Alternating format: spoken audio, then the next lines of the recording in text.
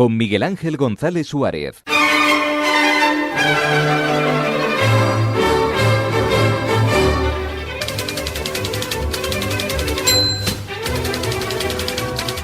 Hoy es el día X ya, día X. Hoy vuelven a las aulas los más jóvenes. Hoy es el día de ir otra vez al colegio, nuevo curso. Hoy empieza el nuevo curso para los más pequeños. Hay un dato muy curioso de este año, que la matrícula cae en todos los niveles, salvo en formación profesional y la educación de 0 a 3 años. Quiere decir que habiendo tanta gente como ha venido, evidentemente nacer no nace nadie, porque la cosa no está para nacer en Canarias, pero la gente que ha venido no ha venido con niños pequeños, por lo tanto hay menos niños en las aulas canarias. Dato muy curioso. Las clases arrancan hoy en infantil y en primaria, y de hecho ya nosotros que tenemos aquí enfrente dos colegios, las Dominicas y el Cisneros, ya desde hace una hora los profesores ya están en sus puestos de trabajo preparados para recibir a los alumnos. El segundo ciclo de la etapa educativa temprana es el que pierde más alumnos. 6.000 escolares menos que hace 5 cursos. Qué curioso. La población crece, pero los más jóvenes, los que están en periodo escolar, decrecen. Bueno, saben que nos encanta contar lo que pasó hace un año, los titulares que decían o que era lo más destacado de hace un año. Y hace un año el líder opositor Edmundo González aterriza en Madrid procedente de Venezuela tras solicitar asilo político. ¿Se acuerdan? Pues hace un año llegaba Edmundo González. Vamos a ver qué ocurre en Venezuela. Y el Partido Popular decía hace un año que darle asilo a Edmundo González sin reconocerlo como presidente le quita un problema a Maduro. Bueno, vamos a ver qué pasa en Venezuela en los próximos días. Y 1.307 días del cruel ataque e invasión de Rusia a Ucrania. 3 años y 197 días. Y esto no tiene viso. ¿Se acuerdan que Rusia iba a entrar y en una semana iba a conquistar? ¿Se acuerdan que Trump lo iba a arreglar esto en 24 horas? Pues bueno, esto no lo arregla ni el médico chino. Hoy es martes 9 de septiembre de 2025. Y hoy es el Día Mundial de la Agricultura, importantísimo. Hoy rendimos homenaje a una de las actividades más antiguas para la subsistencia de la humanidad. El 9 de septiembre, hoy se celebra el Día Mundial de la Agricultura, una actividad de gran importancia para el desarrollo sostenible de las naciones en el mundo. Por lo tanto, hoy es el Día Mundial de la Agricultura. Vamos con las efemérides del día de hoy y nos vamos a 1776. El Congreso Continental en los Estados Unidos renombra formalmente el país. Se llamaba Colonias Unidas y pasa a llamarse en 1776 Estados Unidos de América. Y en 1850 en California California se convierte en el estado 31 de los Estados Unidos.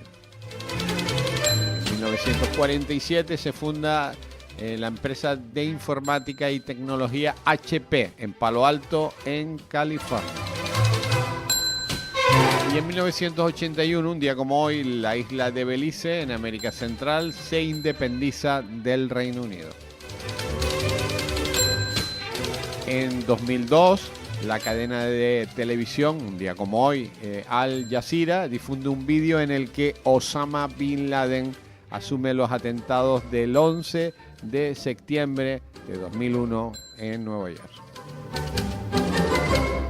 Y en 2018, un 9 de septiembre, se cumplen los primeros 100 días del gobierno del socialista Pedro Sánchez. Bueno, ya saben que ahora ya estamos, no 100 días, sino 7 años y todavía queda alguno más. Vamos con el santoral y hoy felicitamos a todos aquellos que se llamen Gorgonio, Jacinto y Ciarán. A todos ellos, muchas felicidades. Bueno, ya lo anunciábamos ayer que el gobierno francés vuelve a caer. Lleva una racha de 3 años que han pasado 4 primeros ministros. Por lo tanto, crisis profunda en Francia. Pues una votación que, como dicen aquí, era o se traduce ya en lo que ha sido la crónica anunciada de la caída del primer ministro François Bayrou y de su gobierno, o de un suicidio o de su suicidio político. En esa votación, 364 diputados han rechazado la confianza, es decir, han votado en contra de François Bayrou, y 194 a favor. Se produce así la caída del cuarto primer ministro en 3 años. Se agrava esa crisis política de hace meses. Ha durado en el cargo tan solo 8 meses. Aquí, hoy en la Asamblea, hemos vivido momentos de calma, pero también de agitación ante mensajes que han dado los diputados y el propio François Bayrou, que ha vuelto a defender ese recorte de 44.000 millones de euros en los presupuestos de 2026. Ha vuelto a justificarlo, a explicar, ha dicho que Francia vive una gran deuda y es la única manera de salir de ello. Hasta el último momento ha estado defendiendo ese plan económico que en teoría ha sido el pistoletazo o el motivo que le ha hecho caer. Por ejemplo, aquí también en la Asamblea hemos escuchado a la líder de Agrupación Nacional de la ultraderecha, Marine Le Pen, que ha dicho que ahora Emmanuel Macron tiene que disolver la Asamblea y convocar elecciones legislativas. Y es que es la siguiente pregunta que nos hacemos aquí. ¿Y ahora qué? Bueno, pues en las próximas horas François Bayrou tiene que presentar a Macron su dimisión y la del gobierno, y Macron, como presidente de la República y jefe de Estado, tiene 2 opciones: o bien disolver la Asamblea y convocar nuevas elecciones legislativas, que es lo que le pide Le Pen. Dice que no es una opción, que no es una obligación, que nombre a quien nombre como primer ministro va a caer en el próximo debate sobre los presupuestos, o bien nombrar a un primer ministro. Otra pregunta: ¿de qué formación política? Por ejemplo, desde los socialistas, con 66 diputados, y la tercera fuerza política, su líder, Olivier Faure, ya ha dicho que estaría dispuesto a ser primer ministro. Pero lo que se dice en el entorno de Emmanuel Macron es que no va a elegir a un socialista de primer ministro, así que desde luego la duda y este capítulo otra vez de inestabilidad política lo vamos a vivir durante los próximos días. Y la Unión Europea se suma a la pelea geopolítica por la ruta comercial ártica. En un anuncio realizado la semana pasada, la Comisión Europea propuso duplicar su apoyo financiero a Groenlandia como parte del próximo presupuesto plurianual, una señal que dice mucho de las intenciones de Europa con respecto a la región ártica. Esta zona en torno al Polo Norte está en el centro de los intereses comerciales y geopolíticos internacionales vigentes. El deshielo provocado por el cambio climático podría acercar Europa a Asia a través de nuevas rutas comerciales que también son codiciadas por Rusia. Trade route in the north is much more convenient from Beijing to Rotterdam rather than the classic one that passes through the Malacca Strait and the Suez Canal and the Gulf of Aden, which is, of course, is 30 to 50% longer. It takes 14 to 20 days more than the Arctic route. Pero esta ruta no es tan abierta como parece.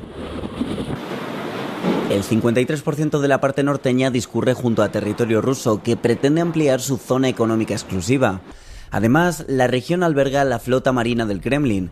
Desde la invasión de Ucrania, el Ártico está sometido a una gran tensión. Para defender sus intereses, dicen los expertos, la Unión no puede depender únicamente de Finlandia y Suecia, que también son miembros de la OTAN. Think about underwater infrastructure, such as fiber optical cables directly in the Arctic. La Unión busca un equilibrio entre su apertura comercial, pero también la protección estratégica. Pero el acceso a los hidrocarburos del Ártico también está en juego para los 27. Según las estimaciones, la región alberga el 13% de las reservas de petróleo por descubrir y el 30% de las de gas. Y después de un verano de incendios, no solo en España, sino en media Europa, es interesante saber qué países destinan más dinero a la protección contra incendios en nuestro continente. Los últimos incendios forestales han azotado con especial dureza a la Unión Europea. En 2025 ardieron casi 1 millón de hectáreas. Esta cifra es casi la mitad de grande que Sicilia y más del triple que la del año pasado. España, Portugal, Francia, Italia, Grecia y los Balcanes sufrieron los peores daños en toda la Unión Europea. En toda la Unión Europea hay casi 400.000 bomberos de servicio. Alemania es el país con más efectivos, seguido de Francia, Polonia e Italia. Sin embargo, la tasa más alta en comparación con el tamaño del mercado laboral se da en Croacia, seguida de Grecia. En términos de dinero, sin embargo, es Rumanía la que lleva la delantera. Su gobierno destina casi el 1% de su presupuesto a los servicios de protección contra incendios, seguida de Estonia y Grecia. Los países con menor presupuesto son Dinamarca, Malta, Portugal y Austria. La media en toda la Unión Europea es del 0,5% sobre un total de 40.000 millones de euros gastados. Y en nuestro país, Pedro Sánchez ayer anunciaba 9 medidas contra el genocidio en Gaza para que España esté, dice, en el lado correcto de la historia. Choque frontal entre España e Israel. El presidente presiona para que cesen los ataques en Gaza. Esto no es defenderse, no es ni siquiera atacar, es exterminar a un pueblo que está indefenso. Anuncia que blindará por ley el embargo de armas y prohibirá que pasen aviones y barcos con material bélico por territorio español. Sabemos que todas estas medidas no van a bastar para frenar la invasión ni los crímenes de guerra, pero esperamos que sirvan para añadir presión sobre el primer ministro Netanyahu y su gobierno. La respuesta de Netanyahu ha sido inmediata. Acusa a nuestro país de antisemita y ha prohibido la entrada a Israel de la vicepresidenta Yolanda Díaz y la ministra Sira Rego. Exteriores avisa de que no se va a dejar amedrentar y ha llamado a consultas a la embajadora española en Tel Aviv. Es un primer paso, pero tenemos que ir a un escenario en el que haya una ruptura total de las relaciones, a todos los niveles. No se trata, es decir, hay que aislar a los genocidas. Sumar pide más, pero ve positivas las medidas anunciadas. No solo mandamos un mensaje claro de que el genocidio debe parar como gobierno de España, sino que creo que empezamos a abrir también camino de medidas que después yo creo que en Europa pueden ir avanzando, ¿no? Más escépticos se muestran en Podemos. Estaremos expectantes y vigilantes para garantizar que el embargo de armas es real y es efectivo y que no queda en un simple y un mero titular. El líder del PP condena las actuaciones israelíes, pero cree que Sánchez se ha quedado corto en sus alusiones a Hamás. Pero el presidente de un gobierno democrático tiene que decir que Hamás es una organización terrorista. También Vox pone el foco en el grupo terrorista. La paz no se va a conseguir mientras una organización terrorista controle el destino de los pobres gazatíes. Más allá de las medidas referentes a armas, España amplía su ayuda humanitaria y prohíbe la importación de productos procedentes de los asentamientos ilegales en Gaza y Cisjordania. Y UGT y comisiones obreras exigen a Junts, al Partido Popular y a Vox que retiren las enmiendas a la totalidad a la ley de reducción de la jornada laboral, que está casi imposible de conseguir. Pretenden borrar de un plumazo un proyecto de ley destinado a mejorar sustancialmente la vida del orden de 12 millones de personas trabajadoras en España. Esto va a ser como una pesadilla. Vamos a ir generando las condiciones para que nadie se pueda escaquear de explicar por qué no se puede reducir la jornada de trabajo. Y nos venimos a nuestro archipiélago y este fin de semana, concretamente el domingo, en la Virgen del Pino, la patrona de Gran Canaria, a la Gresca, Fernando Clavijo y el ministro Torres, por la quita de la deuda a los canarios. Ambos dirigentes coincidieron en la festividad en Teror. El presidente canario pide al ministro que se ponga en modo canario, dice, y atienda a los isleños igual que a los catalanes y a los andaluces. Y el ministro Torres le dice que no le cabe en la cabeza que Canarias critique, que le van a quitar 3.259 millones de euros. Bueno, le van a quitar, lo van a poner en otro sitio y después lo vamos a pagar todo.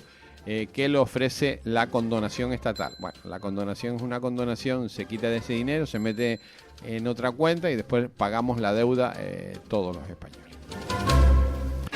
Cosas curiosas, el Tribunal Superior de Justicia de Canarias anula la expulsión de Tenerife de un demandante de asilo.